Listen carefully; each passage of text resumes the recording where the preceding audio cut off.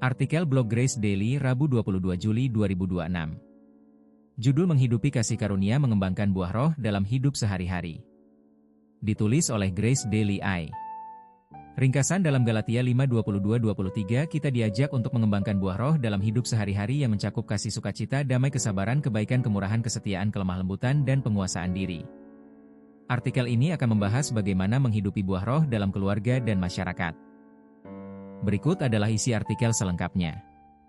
Pengantar. Sebagai orang Kristen kita seringkali mendengar tentang buah roh, tetapi apa yang sebenarnya dimaksud dengan buah roh?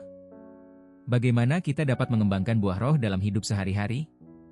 Dalam artikel ini kita akan membahas tentang bagaimana menghidupi kasih karunia dan mengembangkan buah roh dalam keluarga dan masyarakat.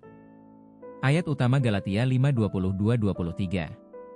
Kutipan, Galatia 5:22-23, tetapi buah roh adalah kasih sukacita, damai, kesabaran, kebaikan, kemurahan, kesetiaan, kelemah lembutan, dan penguasaan diri. Terhadap semuanya itu tidak ada hukum. Dalam ayat ini Rasul Paulus menjelaskan bahwa buah roh adalah hasil dari pekerjaan Roh Kudus dalam hidup kita. Buah roh mencakup kasih sukacita, damai, kesabaran, kebaikan, kemurahan, kesetiaan, kelemah lembutan, dan penguasaan diri. Mengembangkan buah roh dalam hidup sehari-hari. Bagaimana kita dapat mengembangkan buah roh dalam hidup sehari-hari? Berikut beberapa tips membaca dan merenungkan firman Tuhan. Dengan membaca dan merenungkan firman Tuhan kita dapat memahami apa yang Tuhan inginkan dari kita dan bagaimana kita dapat mengembangkan buah roh dalam hidup kita.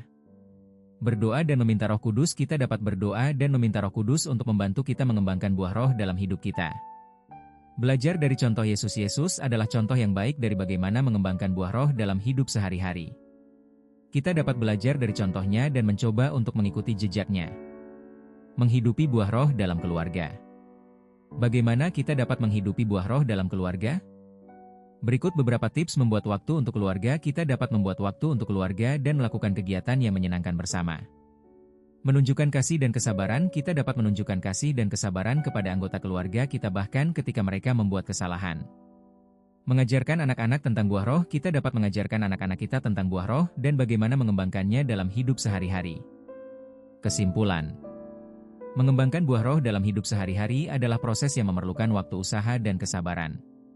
Namun dengan membaca dan merenungkan firman Tuhan, berdoa dan meminta Roh Kudus, belajar dari contoh Yesus, dan menghidupi buah roh dalam keluarga, kita dapat mengembangkan buah roh dalam hidup kita dan menjadi orang Kristen yang lebih dewasa.